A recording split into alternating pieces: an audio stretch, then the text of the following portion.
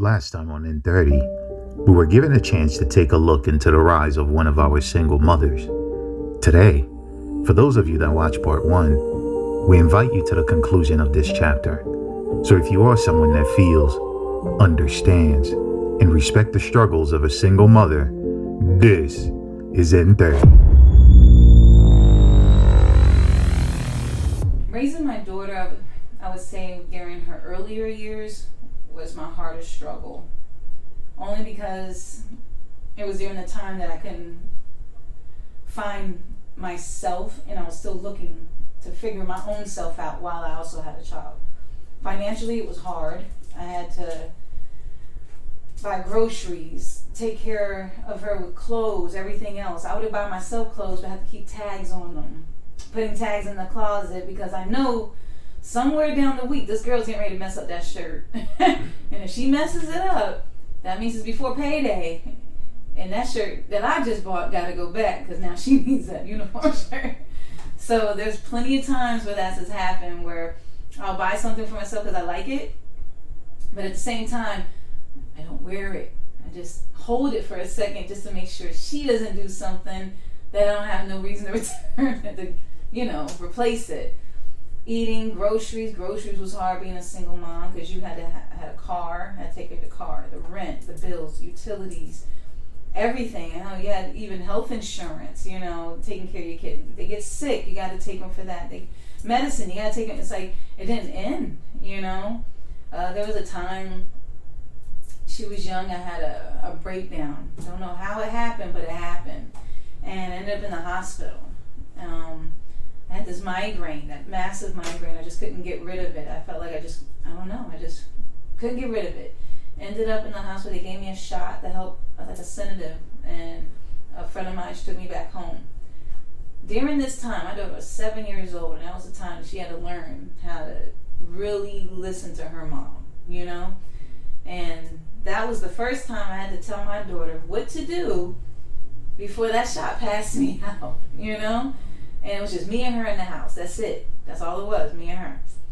All I know is that by the morning time when I finally got up, we were all still there. The house wasn't burnt down. Everything was fine. And the funny thing is, my daughter had wrote me some. She had given me a card. And she had made herself some cereal because I always had a habit of making sure she had her Ziploc bag of cereal in her bowl and, milk in the, refrigerator, just so she know. But she was always prepared to, go straight for that. When I woke up, she was like, "Mom, I did good, right?" And, I was so happy with her. Her room was clean. I could tell she kept the house as much as she could. She wrote me a little note. I was like, wow, I have a great daughter, So during the times that I felt like we went through the struggles of losing an apartment at one point in time, to have to end up living in this 1-bedroom hotel for about a month until I could get us into another apartment. It was not easy, and I didn't know how to, make her feel like this was going to get better, because for a kid, like, really, this is where we are? And I didn't even want her to be there. I didn't even want us there, but I had to put a roof over our head, Once we got into an apartment, I told myself, I'm not going to let this happen again. I'm going to do whatever it takes to not lose what I have, So from that point on, I just did whatever it took to not lose what I had and make sure she didn't not skip a beat. There was times where I would always cook first. I was always cook anything she wanted, but I always let her eat first. She never usually seen me do that. She never seen me like make myself a plate. I always have her make her own plate, or I'll make the plate for her and have her put whatever extra she want on it. And from that point, if she was still hungry, I still let her keep eating. There was one point, that girl, I don't know, I guess she must have hit a growth spurt. Because she ate almost the whole pan of food, and there might have been maybe a fistful of food left in there. And I asked her, "You good?" She said, "Yes, I'm full." Great. Once she got upstairs, brought out my little bowl, and whatever was left in that pot, that's what I ate. And I've done that for years until we moved here to Jersey, I would say. Was it 2007 when we moved here? And it was still a struggle. We still went through a period.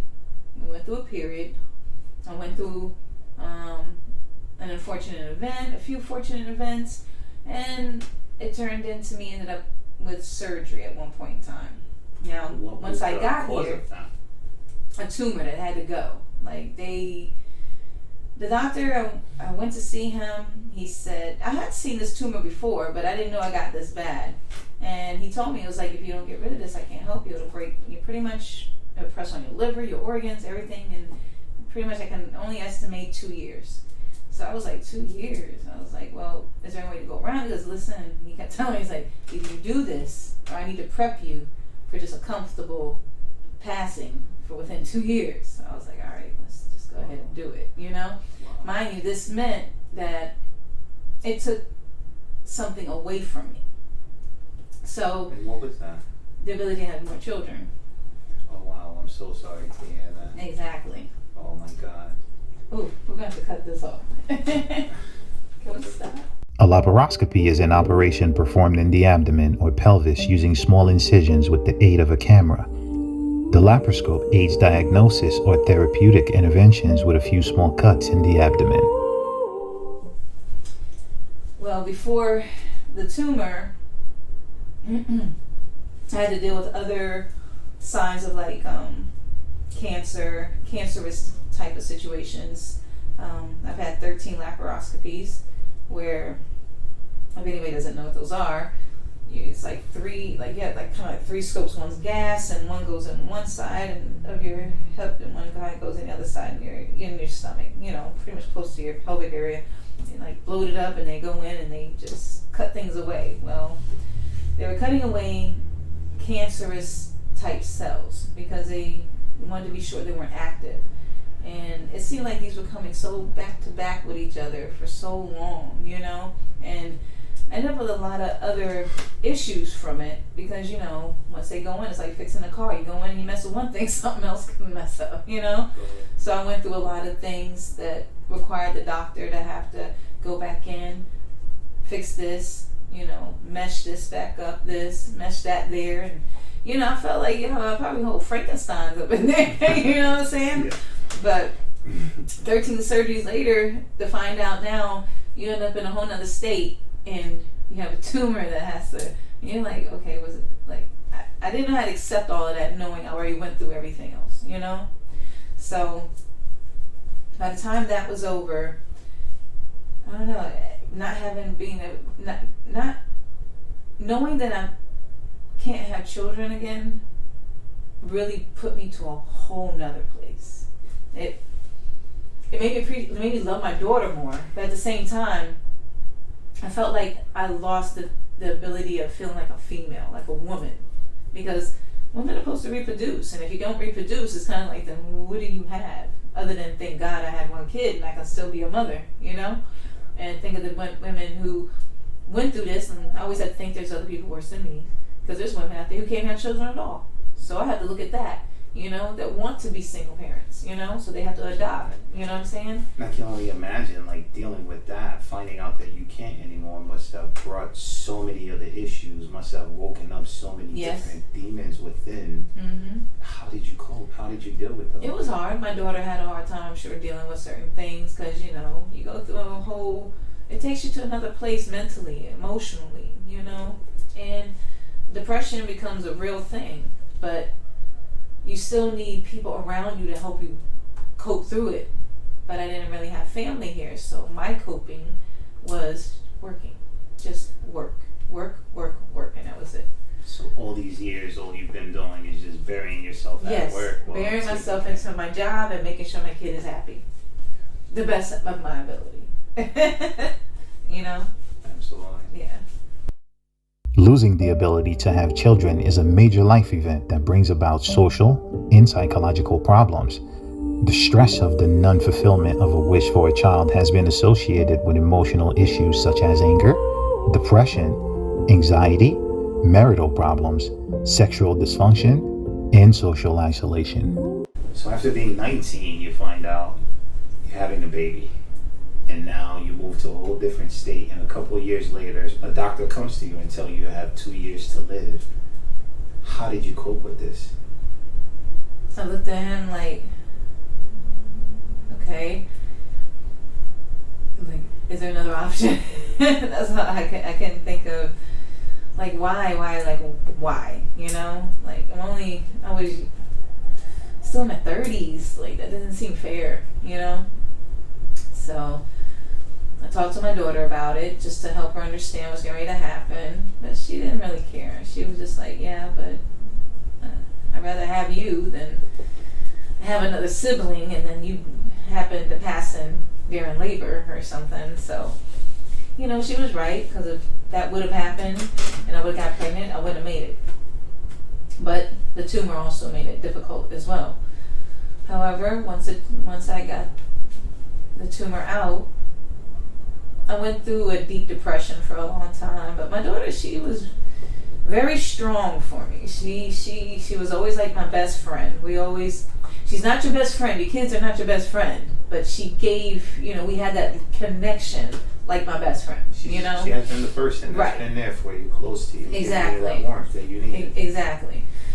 So we went through a lot of struggles, and after that, you know, I had to heal. I couldn't work for 3 months, but I tried. And when I tried to go back to work early, I ended up ripping myself on the inside, so it put me back on bed rest again. After that, I went through, sadly, another unfortunate event that put me and my daughter living in a shelter, but it was a church. It was a women's shelter for a year. And from that point on, I just knew from that point, I just had to grab a hold of the reins. I said, I'm in a state I'm not from. I didn't go to school here. Don't barely know people here. But I have a kid. You know, I have my child who I need to protect. And that's it. So once we got out of there, I mean, it took a while. It was a year. And I ended up finding a place. And I ended up working for a barbershop, which ended up being New Flavor. And from that point on, I just kept doing whatever I need to do. Work as many hours. I worked like a dog. Like, I ain't gonna lie. I even lowered my pay, like, you know, like how their prices were. Say, for instance, this barber charged 30. I would charge 20 or 15 just to get you in my chair, just so you could see what I could do. So I would actually have to cut everything I did in half, just, you know, to make it, just to prove that who I am and prove to other people that I'm worth this, you know.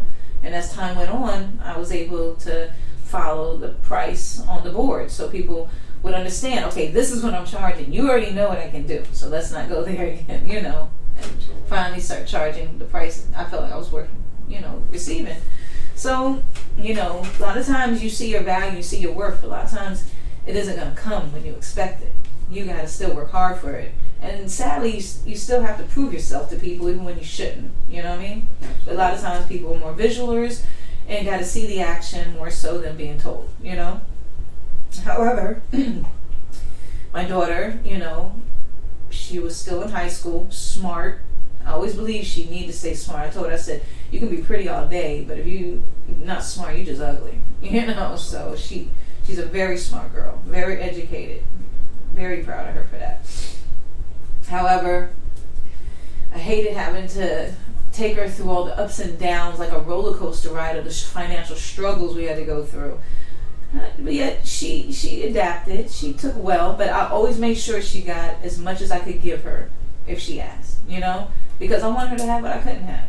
You know, my dad believed in giving what you needed, not what you wanted, which I respect that. But me having a child, I just wanted to give her the things that I also wanted. So instead of giving it to myself, I gave it to her. And from that point on, I think by the time my daughter hit high school, she started realizing, you know, more so that I was there for her, you know.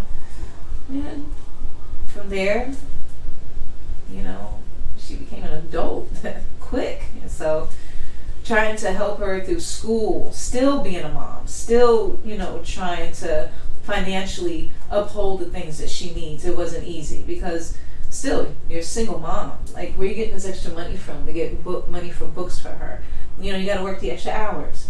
You know, yes, her grandfather pitched in and paid for college classes, but she still needed money for food, gas, getting back and forth, a book here, or this didn't happen, or Mom, I need this for this. Oh, don't forget, she still had, you know, she had your first grandchild Now you send him, you still got to put that time in to make sure that you help her with that. It isn't like I was supposed to, because she's a mom, but it's the fact that I felt like I needed to be there to help guide her to be that mom, because at the end of the day, I felt like I nurtured her a lot. I cradled her a lot to make sure I protected her and didn't give her the part, I guess, the sternness that she needed to understand what it's like to survive. You know what I'm saying? So throughout all this, throughout you taking care of all this, dealing with this, removing a tumor from the inside of you, taking the ability for you to have children, who cares for you? Who takes care of Lady J? Who checks on Lady J? Well, Lady J talks to herself sometimes, so no, but I got to know my mother. Mind you, don't X out the fact that I also have, I would say, well, don't say it like that, but I would say that I can't X out the fact that I have an adopted sister, an extended family, and she did a lot for me. She helped me become more so contributed to the woman that I am now, on top of the fact that I'm grateful for the survival tactics that my dad helped me along the way. You know what I'm saying? So I have to say that first.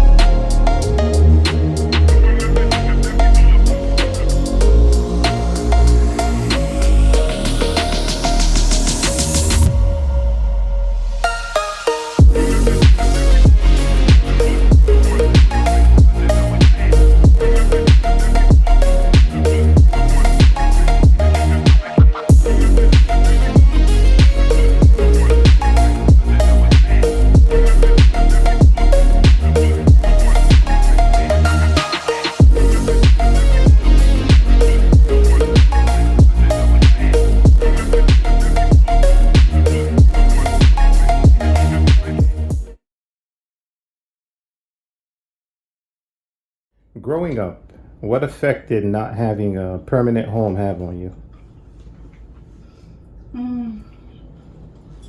I would say not being able to actually say I went to school with people, high school, remember people from elementary. Everywhere I moved, it was always, you knew everyone at that period in time for that year or 2 years, and that was it.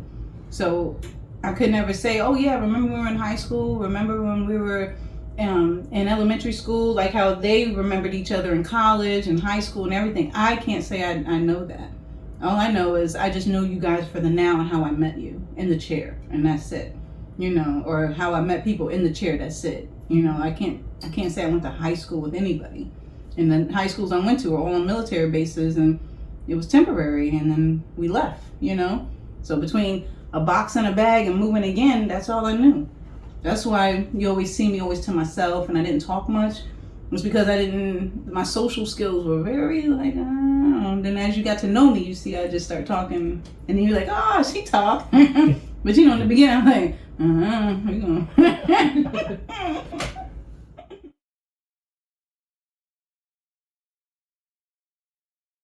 In your point of view, what would make someone a bad mother? Not trying to be a mother. Because no one's, to be a mom, to be a parent, there's no handbook. You know, you just do what you feel is the best way to treat and take care of your child. You got to think what you would want, how you would want yourself to be taken care of. You should take care of your child that way and then double that.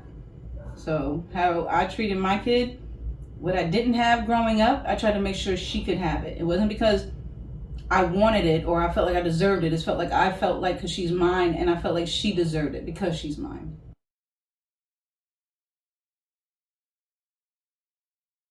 Mm-hmm. Yeah, because at first I thought I was going to end up in Ohio. He says, well, I guess how far is that? About 7 hours. Okay, I can do that in a day. That's what he said. I said, you really going to stick with me? He said, yeah. Mm-hmm. Why do you think single moms get such a bad rep? Because some people, I think certain opinions and things you hear, they feel like people been fast and, you know, naive or being immature. But sometimes life is just lifing and things happen, you know? That's how I see it. I mean, it's just that time for you, you know? Not everybody gets that moment. I can't have no more kids after you messed me up, girl. Well, see, Mom, you ain't no more anyway, because you got me, and then I would have had to share my allowances and stuff. For real. Remember she used to get that allowance? And I said, I started on an allowance. He was like, oh, that's a lot, lady.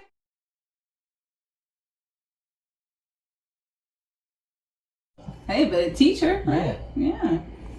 Was it your choice to become a single mom? No. I had it all in my diary. I was going to start at 25. I thought I figured I'd get married and have kids with a house and, you know, it didn't happen. It didn't happen. It was a Benjamin Buttons in reverse. All went backwards.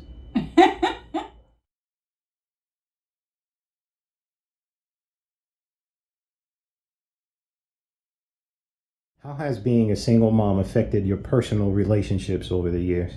I'm still single. I mean, it can be complicated because you do have to put your child first because that's not their child, you know? So even though they want their attention, you still have to, you know, be there for your kid first, you know, because if that person ever leaves, you can't stray on your child and cause more damage, you know? It's just gonna teach them to take care of someone else and not their own, you know? And that's not a good thing. You wanna know that as a mother, as a parent, you're supposed to take care of your children first until they're able to take care of themselves.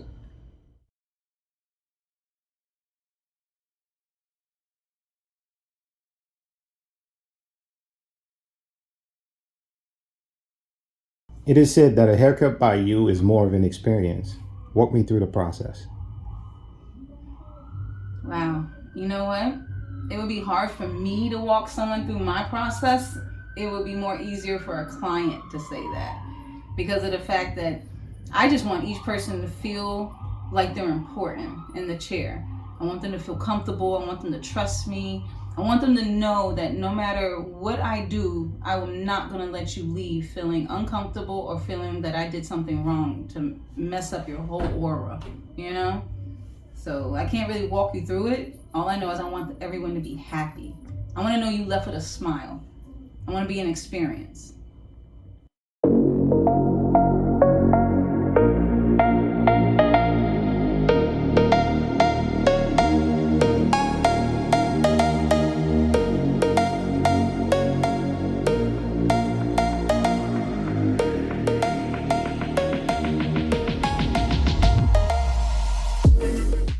That's family right there.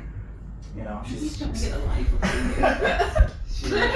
cut my hair for 17 years since freshman year at college. She's been part of like pretty much every milestone that, you know, outreach.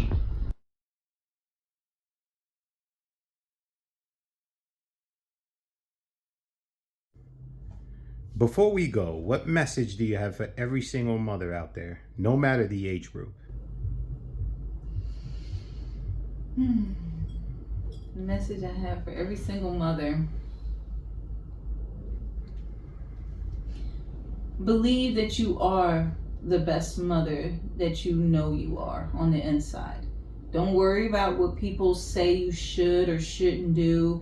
If you feel your child needs to go in a direction that you foresee it, then act upon that. Don't raise your child in the eyes of how other people feel that your child should be. Raise your child the way that you know your child.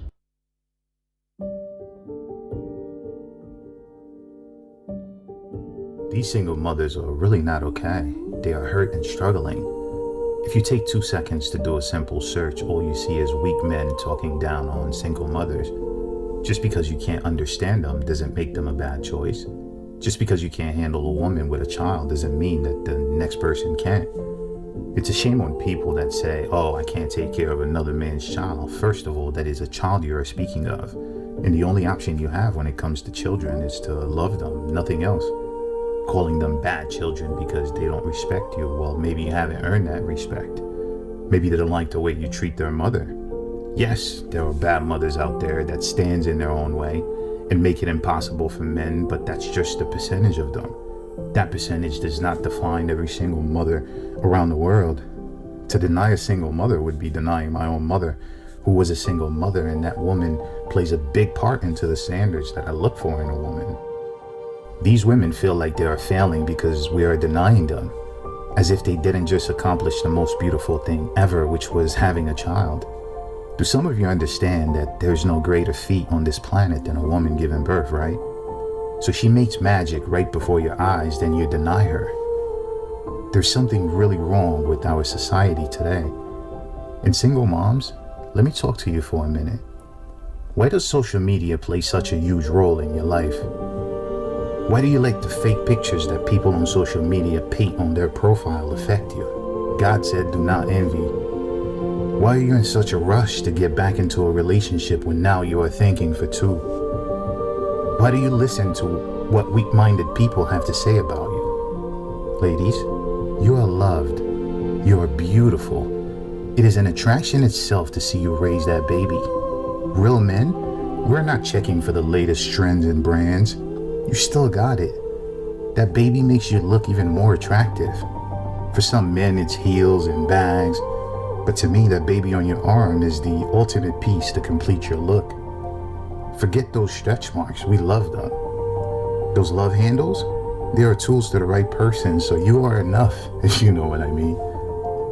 Don't look so sad all the time. I know it's hard, but don't let your crown tip over. Use this time to create the best version of you. It will get better, I promise. You got this. You already created a human being, so there's nothing else you can't do. Expect nothing. Let the universe do its work to bring you the guy that you and your child deserves. Also, some of you, take accountability for your actions. Acceptance is healing. You are a mother. Leave that baby mama term in the past. You feel so empty, but take a look at the child you created. Find strength in that. Don't get lost raising your child while forgetting about your personal happiness. If you are not happy, your child feels it. And that guy you are talking to can see it all over your face, your social media posts, your body language and all. And men out there speaking bad on single mothers' name, I do not care for you. Stop disrespecting single mothers over what bad mothers did. I know for a fact that single moms have a superpower because I see it every day in my mom, but God led the way. Now go out there and find your superpower, beautiful.